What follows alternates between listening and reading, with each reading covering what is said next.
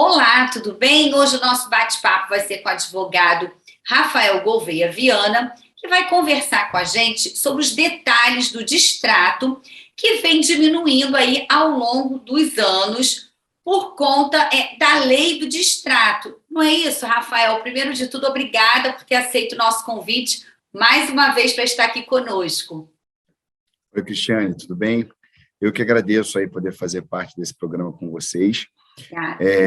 E realmente isso, nós temos informações dos dados oficiais que as discussões judiciais envolvendo distrato de compra e venda de imóveis estão diminuindo. Tá, e o senhor podia explicar assim, o que leva a isso? Porque assim, a gente fica, graças a Deus que isso está acontecendo, mas por outro lado, é uma questão assim que deixa a gente um pouco confusa, porque assim, com a pandemia, né, a expectativa era até que tivesse um aumento, e não, graças a Deus, né, os brasileiros aí estão conseguindo honrar os seus compromissos. Acredito eu que a maior parte dos distratos aconteça por conta de falta de condição de poder continuar pagando o financiamento aí nesse período da entrega das chaves, não é isso? Exatamente. Na maior parte das vezes, o comprador não conseguia mais honrar com aquelas obrigações que ele assumiu, né? Então, ele procurava a empresa para fazer esse distrato. Só que antes, não existia o que eu gosto de chamar a regra do jogo. Hoje em dia, as coisas já estão mais bem definidas. Então, antigamente, as pessoas não conseguiam fazer algum tipo de acordo extrajudicial com as empresas, com as incorporadoras, e muitas pessoas iam se aventurar na justiça pensando muito mais no retorno financeiro do que na parte de resolver aquela questão com a empresa. Então, existiam pessoas que só iam pensando na parte financeira, de receber tudo de volta e tudo mais. E isso virou uma briga generalizada no Brasil inteiro, porque vários tribunais entendiam de forma diferente. Então, num tribunal, se entendia que tinha que devolver todo o valor pago pelo comprador, o outro tribunal entendia que só tinha que devolver, a empresa poderia reter 20%. Então, isso gerou muita insegurança jurídica, a ponto, inclusive, disso prejudicar o próprio mercado das incorporações e das construtoras. Então, mas muito bem, o Superior Tribunal de Justiça elaborou uma súmula, que é a súmula 543, que já deu um norte para todos os tribunais aqui do Brasil, e também em 2018 veio uma nova lei já definindo direitinho tudo o que a incorporadora, a empresa pode fazer e tudo também de direito que o comprador, o consumidor tem direito. Então, eu acho que isso já serviu para dar uma estancada nessas aventuras judiciais, porque, olha, agora o advogado, quando recebe uma pessoa para tratar desse assunto, ele já vai direto na lei e já fala, ó, os seus direitos são esses aqui, o que você quer? Então, acho que isso serviu para dar uma apaziguada nos ânimos. Porque, assim, por favor, me corrija se eu estiver errada, mas antes, assim, como o senhor colocou muito bem, acabavam entrando e falando assim, não, eu vou lá porque eu vou reaver tudo que eu paguei, é injusto, assim, não estamos aqui, pelo amor de Deus, não estou julgando nem um lado nem o outro. O que a gente quer mostrar é como ficou equilibrada a relação, não é isso? Porque, por um lado, desculpa assim, avançar um pouquinho mais, o incorporador ele também tem aquelas marketing, né, despesas que acredito eu que foram feitas até para ele lançar um empreendimento, porque isso acontece muito mais nos imóveis na planta, não é isso? Ou em construção, essa questão do distrato, até que gostaria que o senhor explicasse isso também para ficar bem claro para a gente. E também tem a corretagem também que é paga, né, nesse início, no ato da compra, acredito eu. E aí, como é que ficava isso, né, se o consumidor que não conseguiu honrar estava pleiteando o valor todo pago? Né? Quem absorvia essa despesa que também já tinha acontecido, mesmo sem a lei? Isso também era levado em consideração ou não? É o que o senhor colocou. Tinha um entendimento de um lado e do outro. Era muito difícil prever. Nós que trabalhamos com esse mercado, a gente conseguia saber mais ou menos mapear, olha, se a ação for no Rio de Janeiro, vai ser decidido dessa forma. Se for em São Paulo, vai ser dessa forma. Então, a gente conseguia mapear mais ou menos isso. E o que acontecia é que realmente existiam tribunais que entendiam que o valor tinha que ser devolvido de forma completa, o valor da corretagem, tudo. Isso acabava prejudicando as empresas que, de certa forma, também acabam repassando esse prejuízo para o outro consumidor, que continua naquele empreendimento. Então, acaba que ninguém saía ganhando nessa história toda, e somente estava encarecendo mais essas obras, esses empreendimentos. E aí, com isso, chegando a lei, veio para poder, assim, vamos dizer assim, equilibrar um pouco essa relação, que, de repente, por um lado também, o consumidor pode achar que a lei não está de acordo 100%, como o incorporador também não. Como é que o senhor vê isso, assim, já que você, desculpa, enfim, senhor, você é tão jovem, na prática, assim, há essa reclamação ou a lei deu uma amenizada? Eu acho que deu uma amenizada por já ficar definido. E aí, contra a lei, a gente não consegue discutir. Está lá estabelecido, é aquilo que a gente tem que obedecer. E se a gente for parar para analisar, não é uma coisa... também não pesou muito para um lado ou para o outro. Hoje em dia, as empresas podem fazer a dedução na hora de devolver, se o comprador quiser desistir daquela aquisição, as empresas podem reter, né, até 25% do valor pago e o valor da corretagem. Então, todo o resto que o comprador pagou, isso vai ser devolvido.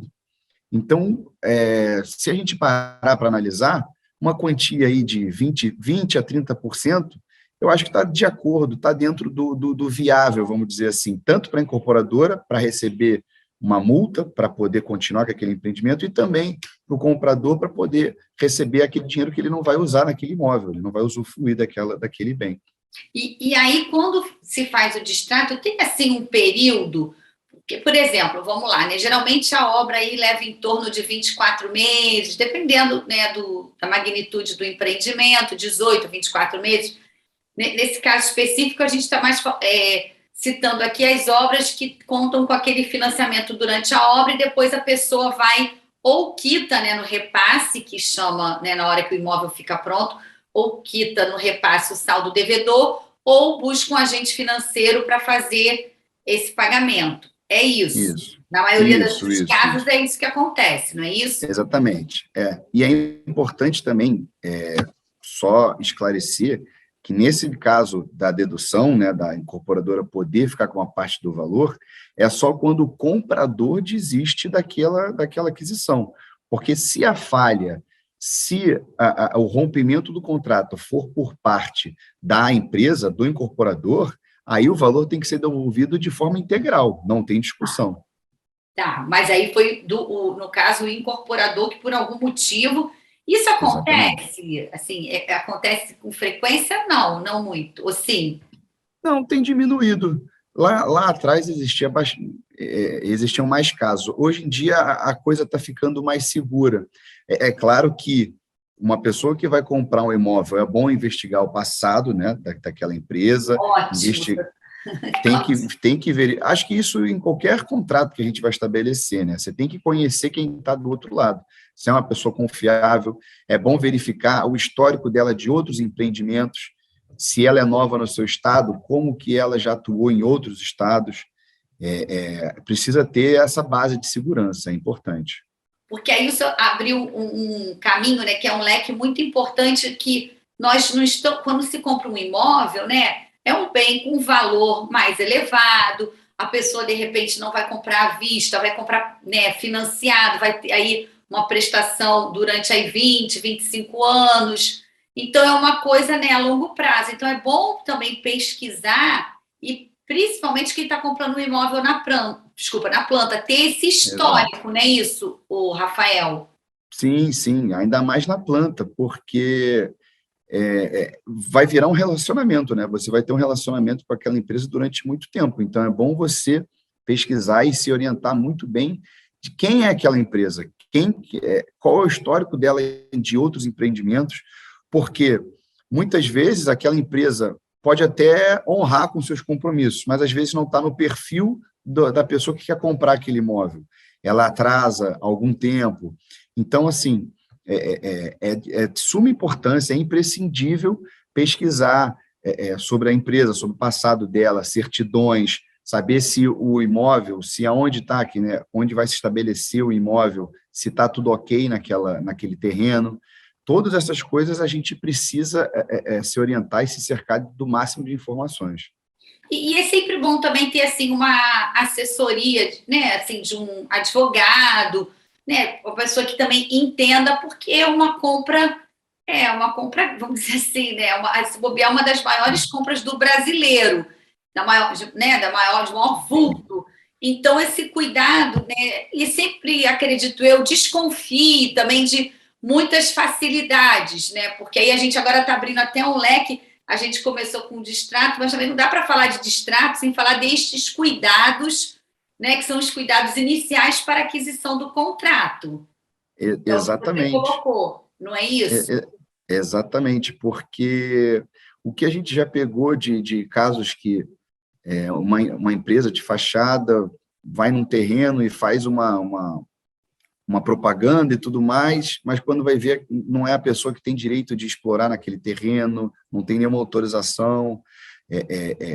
É preciso você ter do seu lado uma pessoa que entenda dessa matéria, né? Seja uma imobiliária, seja um advogado, é preciso você ter uma pessoa que entenda dessas questões para que possa esmiuçar e te informar da melhor forma para você poder tomar a melhor decisão. Eu acho que isso que é o mais importante.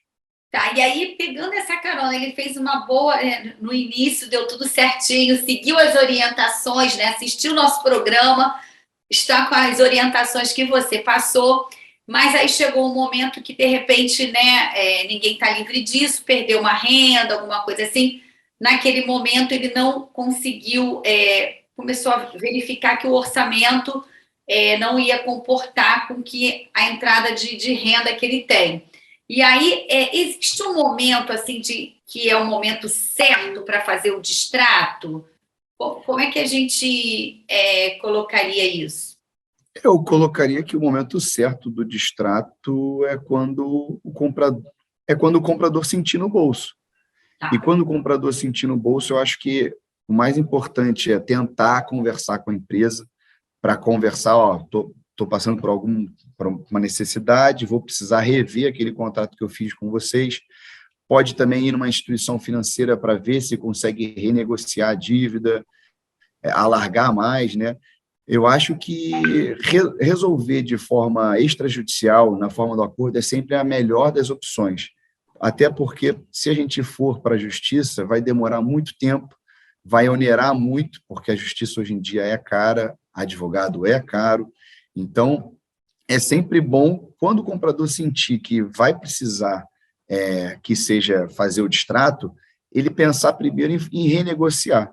Se for possível, é o melhor dos mundos. Mas se não for possível, então aí realiza o distrato e é bom estar acompanhado de alguém que entenda da matéria.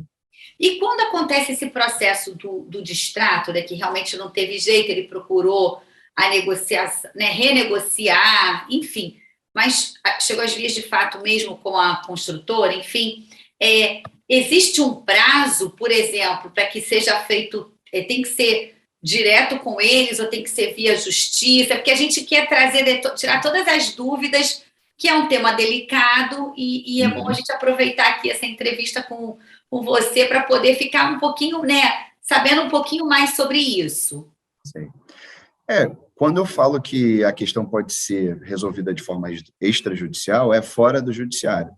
E aí, o comprador, o consumidor, ele pode chegar até a empresa para negociar mesmo, e falar, ó, eu sou o Rafael aqui, eu comprei a unidade tal, do empreendimento tal, e eu quero ver o que a gente pode fazer para renegociar. E aí eles vão te informar.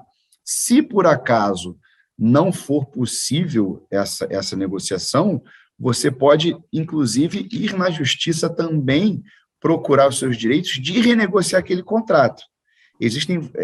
São questões diferentes. Uma coisa é você querer renegociar o contrato e outra coisa é o distrato. Sim. Você pode também buscar os seus direitos na justiça, perseguindo renegociar aquele contrato, isso é possível. E também, se você quiser ir direto para o distrato, você pode fazer isso de forma amigável, direto com a empresa, ou então pode ser na justiça.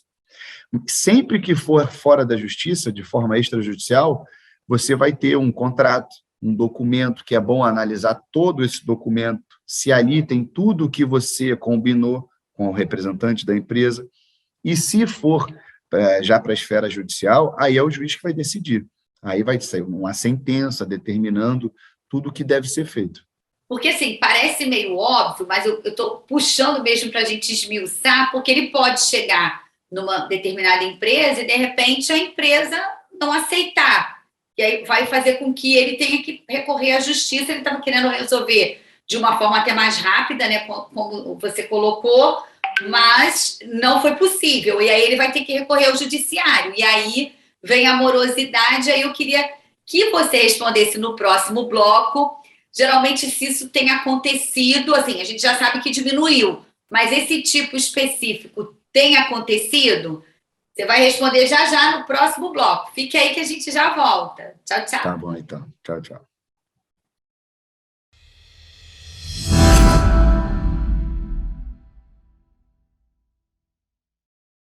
Olá, e voltamos com o advogado Rafael Gouveia Viana, que vai responder para a gente, que ficou do primeiro bloco, se acontece da pessoa, né, do consumidor, ter que desistir por algum motivo daquele imóvel que ele comprou e chegou lá na construtora, na empresa, e eles não querem fazer esse distrato. Não é isso, Rafael? Você ficou de contar para a gente como é que é esse cenário. Exatamente. Pode acontecer, né? O melhor dos mundos é o comprador, o consumidor ir até a empresa e conseguir fazer esse distrato dentro do que ele achava melhor e também a empresa. Mas existem casos que os dois não entram em acordo. Então, se isso acontecer, não é um caso perdido também. Você pode procurar um advogado que ele vai te orientar e vai te mostrar o que você precisa fazer. Aí, sem ter esse acordo extrajudicial, a gente pode procurar a justiça, que lá vai ser tudo resolvido através de um juiz. Tá, e aí eu queria te perguntar assim, existe números de casos maior no segmento econômico ou no segmento de médio e alto padrão, ou em todos os segmentos acontece, e claro, a gente acompanha, né, tem caído segundo a Abrainc, né, que é a Associação Brasileira das Incorporadoras Imobiliárias, no semestre o distrato, né, o percentual de distrato tem caído em nosso país. Como é que fica, assim? Mais de um lado, mais do outro ou não? Tanto, eu acho que em todo o mercado, seja do empreendimento de classe A, de classe B, isso acontece. Então, é uma coisa bem dividida. A perspectiva que tem que ter é a seguinte: é uma empresa já conhecida, já sólida no mercado ou não? Porque os maiores problemas são naqueles empreendimentos onde a pessoa enxerga uma possibilidade, um investimento bom, só que é de uma empresa que não tem ainda não é sólida no mercado. Então, aí que estão os problemas. A maior parte dos problemas, dos casos, das discussões judiciais, são nesses casos, de empresas onde não tem uma base, né, sólida de investimentos, empreendimentos e tudo mais, e a pessoa, sem saber disso, sem pesquisar isso, vai e faz o contrato. E aí, depois, lá na frente, a gente já sabe como é que acontece, né? Pois é, eu queria entrar nessa história do contrato mais um pouquinho, mas antes disso, eu queria, por exemplo, que até você comentou no primeiro bloco, que existem casos também que pode partir por conta da construtora, de repente, algum motivo, vamos supor que a obra fique paralisada, né, por questões da construtora. Neste caso, a pessoa, o consumidor que ficar insatisfeito, porque afinal de contas ele vem honrando, passou pela pandemia, honrando seus compromissos ali, né, querendo receber o imóvel que foi falado para ele que, né, em, sei lá, 24 meses ele iria receber. Nessas situações, o nome certo também seria distrato, ele procurar a empresa e fala assim, o que está acontecendo? A obra está parada, eu tenho, né, passado pelo local e tal. Qual seria o caminho correto neste tipo de caso? O distrato nada mais é do que o nome jurídico que a gente dá para o rompimento, para o cancelamento do contrato. Então, se o comprador verificar algum tipo de falha também na empresa, atraso na obra e tudo mais, ele pode também fazer o distrato. Tá. E quando essa falha é da empresa, o consumidor tem o direito de receber o valor total dele pago. Tá, porque assim, o senhor explicou no outro bloco, mas eu quis trazer assim, mais esmiuçado de novo, para assim, ficar claro, porque assim, ultimamente a gente não tem escutado, não tem acompanhado muito esse problema de construtora, assim, no passado tivemos bastante, inclusive, né? Mas deu uma diminuída também, mas é bom ficar alerta nesse tipo de cenário e voltar a seguir o que o senhor colocou de pesquisar. Pesquisa é fundamental, né? Tem a internet, tem visitar os próprios outros empreendimentos da empresa para saber se foi entregue no prazo, porque também aproveitando, a construtora também tem um período aí que protege, ela tem aquele prazo de entrega, mas por lei ela ainda tem 180 dias, não é isso? De garantia, E aí, nesse período, não é, assim, o consumidor não pode exigir nada nesse período, certo? Sim, existem contratos que dão mais, menos, mas normalmente são esses 180 dias.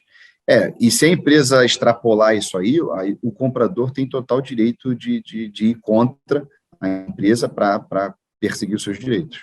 Tá. Agora, voltando ao contrato em si, juros, né? Falamos dessa coisa do distrato, dessa preocupação toda de ler, procurar a idoneidade da construtora, mas também tem outro, vamos dizer assim, outro item que também chama muita atenção, né? Que é realmente a parte ali financeira das continhas, valor de prestação, taxa de juros. Qual é esse cuidado também? Porque para a gente, né, muitas das vezes a gente passa, né, naquelas letrinhas ali miúdas e não presta muita atenção. Isso infelizmente acontece, fazemos isso. Mas onde temos que olhar assim, sinalizar, né, prestar mais atenção. É importante na hora dessa compra, né, verificar essa parte dos juros, fazer uma simulação ali, pedir para eles mostrarem uma simulação para a gente poder saber na prática como que isso vai acontecer, porque nós estamos falando de um contrato aí que vai durar 20, 30 anos, né? Dependendo do contrato. Então, é importantíssimo ver essa parte financeira, se os juros, inclusive, estão de acordo com o mercado trabalhado, porque pode ser que aquela empresa esteja cobrando um juros altíssimo. Como eu falei, é importante olhar aquelas letrinhas pequenininhas mesmo, como você também falou, e, se for possível, eu acho que o mais indicado é, inclusive, pegar esse contrato e poder levar para um advogado para ele te dizer direitinho se aquilo ali que você está imaginando, que você está combinando, está escrito ali no contrato. Porque, sim, são tantos detalhes, né, Rafael, que a gente poderia ficar aqui, enfim, mais aí uns 3 programas falando sobre isso. E mesmo assim, às vezes a gente acaba deixando passar algumas coisas. Essa taxa de juros, por exemplo, quando a gente faz um financiamento, compramos um imóvel na planta ou em construção, naquele primeiro, até o período de obra, a gente está pagando um percentual que vai para a construtora e, se não me engano, um pedacinho, vamos dizer assim, para a instituição financeira. E aí, quem já faz isso já sabe que quando receber as chaves vai ter o saldo devedor, a prestação vai subindo, né, ao longo da obra, até ter a prestação cheia quando ele receber as chaves e estiver morando. Até para facilitar aí que ele possa estar pagando um aluguel, né, para muitos, e honrando com financiamento habitacional. Exato. Tudo certinho. Agora, existem também construtoras, enfim, que elas financiam. Aí, geralmente, é o IGPM mais 12% ao ano. Não é isso? Assim, nesse caso também há essa possibilidade de chegar, se tiver muito absurdo, a taxa de juros, ele também procurar sempre, como você orientou, a negociação, né, em primeiro lugar, aí para a justiça, mas também funciona da mesma forma? Sim, sim. O contrato pode estabelecer um valor muito absurdo, mas nesse caso, se for uma coisa que extrapola, né, o praticado pelo mercado, é um direito básico do consumidor tentar rever essa questão. A justiça, inclusive, já se debruçou em vários casos desse conteúdo e entendeu que, realmente, se os juros não são aqueles praticados no mercado, eles são ilegais, eles são, como lá atrás falava que é aquele contrato leônico, né, que é abusivo. Então, se por acaso esse contrato estabelecer uns juros que extrapola o mercado, como eu volto a dizer, o consumidor também pode correr atrás de seus direitos e procure um advogado que ele vai te informar melhor sobre isso.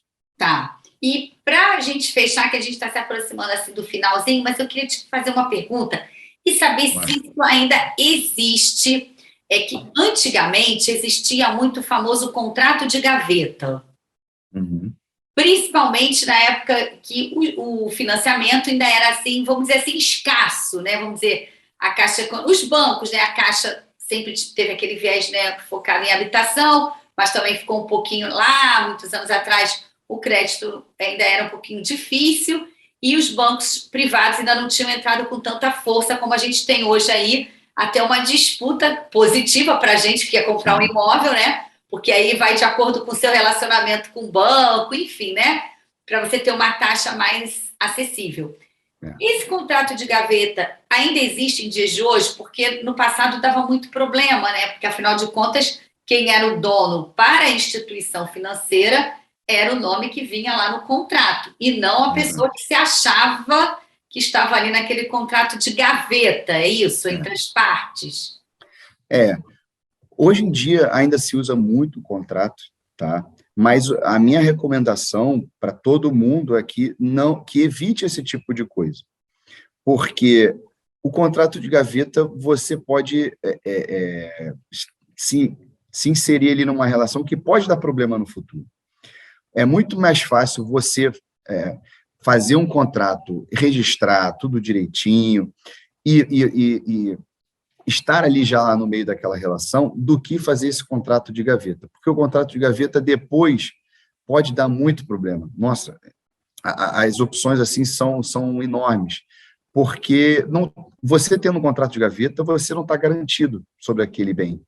Então, se uma pessoa quer segurança, por favor, faça da forma correta, sem ser um contrato de gaveta, registrando direitinho, tudo certo, vai até o RGI, precisa fazer essas pequenas anotações, esses pequenos deveres que são de enorme, são muito importantes. Porque, assim, é aquilo, né? Só é dono quem registra. Só é dono quem registra, exatamente, é a máxima da coisa. Parece óbvio, mas aí tem aquele Mas caso. acontece muito ainda. Então, quando eu comecei a minha carreira, eu me deparei com um caso que eu fiquei, assim, chocada, que a pessoa era um mutuário, na época era da Caixa, e era um contrato de gaveta, a pessoa, o titular do contrato, morreu, e os filhos, que eram herdeiros, se foram para pegar, na época, a baixa da hipoteca, acho que era hipoteca, na época não era nem alienação fiduciária, e a pessoa que estava com o contrato de gaveta não tinha direito a nenhum. Pois é. E assim, é complicado, né? E às vezes a pessoa fica a vida inteira para comprar aquele imóvel e aí está se garantindo num contrato de gaveta que depois pode dar problema. Pode não, vai dar problema. Então, eu acho que é melhor as pessoas fixarem na cabeça que o contrato de gaveta vai dar problema. O que não dá problema é fazer o registro tudo direitinho, fazer tudo às claras.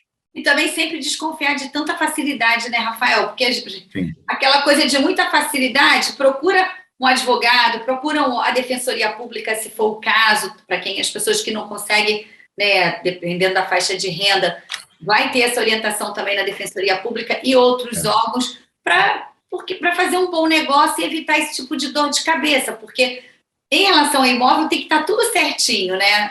Não pode ser bagunça, assim. Ah, não, faz aqui um recibinho. Eu estou batendo nessa tecla porque a gente começou com distrato, mas é só para a gente reforçar que é um imóvel, não é um liquidificador, né? Exatamente. Não é uma brincadeira que depois você pode pedir um estorno no cartão de crédito, algo de pouco valor, né? É um imóvel.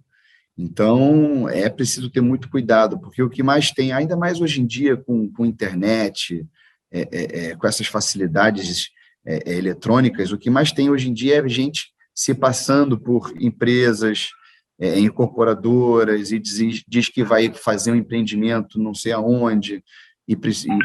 Então, assim, se for uma coisa, não tem nada que seja fácil, né? Pão barato a gente fica suspeitando sempre. Então, sempre procure ler o contratinho, as letrinhas miúdas. Se tiver dúvida, peça ajuda a um profissional. Isso, né, Com Rafael? certeza. Com Olha, a gente certeza. chegou ao final do nosso programa. Eu te agradeço mais uma vez, que você possa vir outras vezes. Estamos aqui assim à sua espera. Obrigado, Cristiane. Eu que agradeço aí mais uma vez estar com vocês, tá? Muito obrigado pelo convite. Obrigada, gente. Até a próxima. Tchau, tchau. Tchau, tchau.